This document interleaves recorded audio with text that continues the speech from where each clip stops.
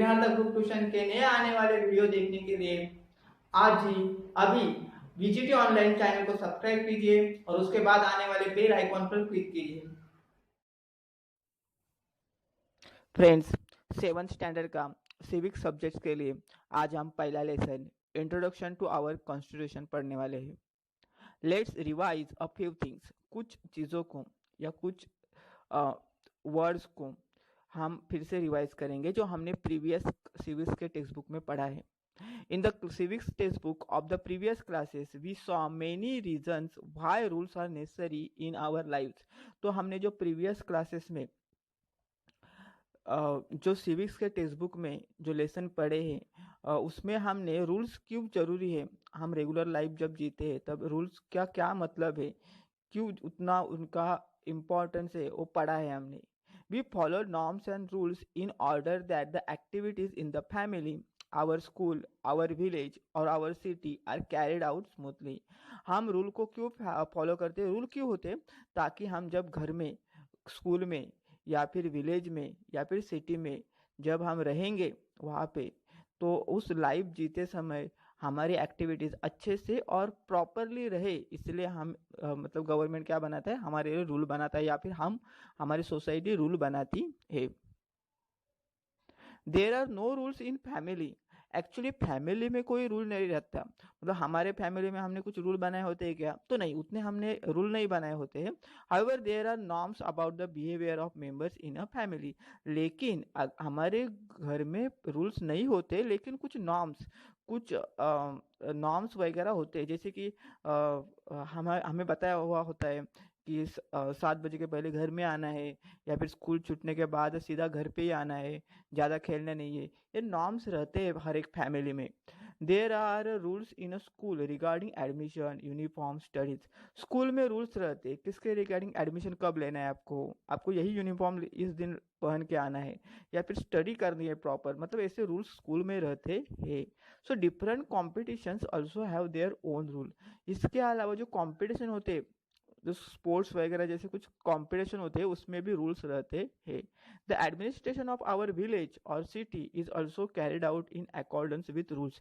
इसके अलावा हमारे गांव या फिर हमारे शहर में भी कुछ रूल्स रहते हैं। Similarly, the administration of our country is carried out through a system of rules.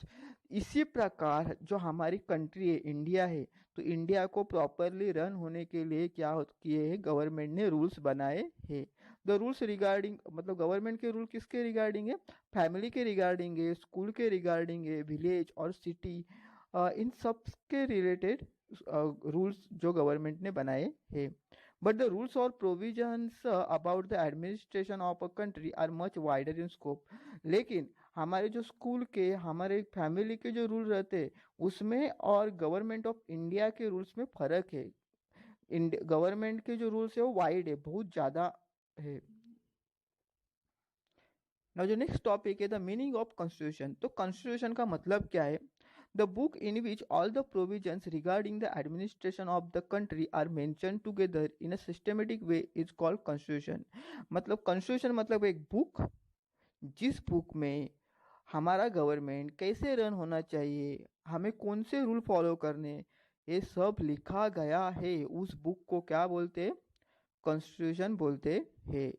This make the constitution a written document of the provision related to the administration of the country.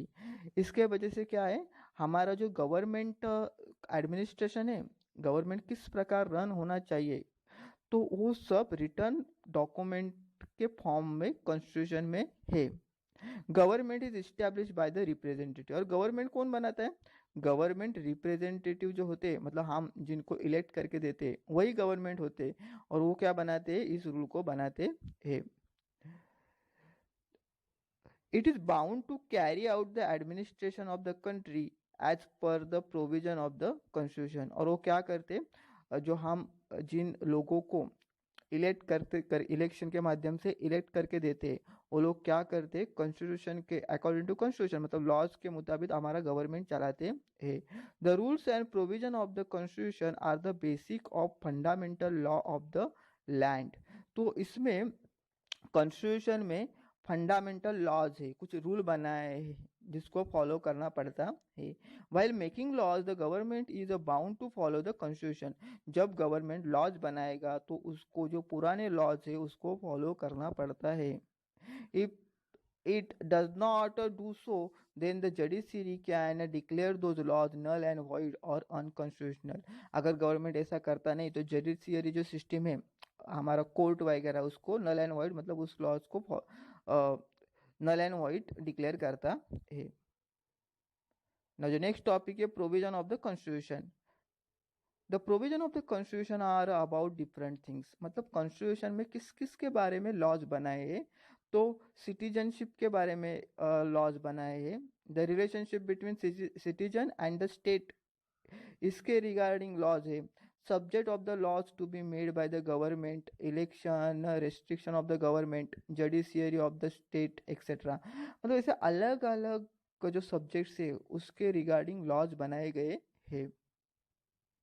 Almost all countries have except the principle of governance according to constitution.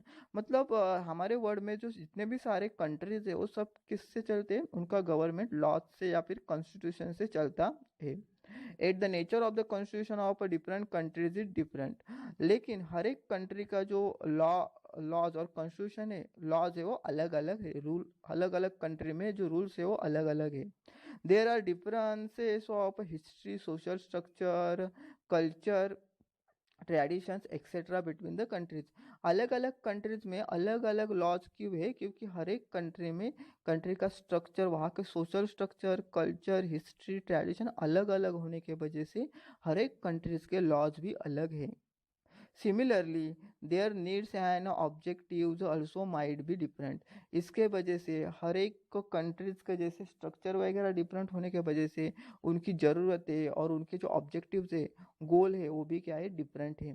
So each country tries to create a constitution that is not only suited to its needs and objective but also is in tune with its distinct nature. तो हर एक country क्या करती है, try करती है कि हमारा जो कॉन्स्टिट्यूशन बने वो लोगों को मदद ही करे, उनकी नीड्स और उसके ऑब्जेक्टिव को फुलफिल करे। फ्रेंड्स, इस वीडियो के बाद आपके लिए होमवर्क के लिए कुछ क्वेश्चंस दिए हैं, उसको याद कीजिए। वीडियो अच्छा लगा है तो उसको लाइक करके शेयर कीजिए। Thank you.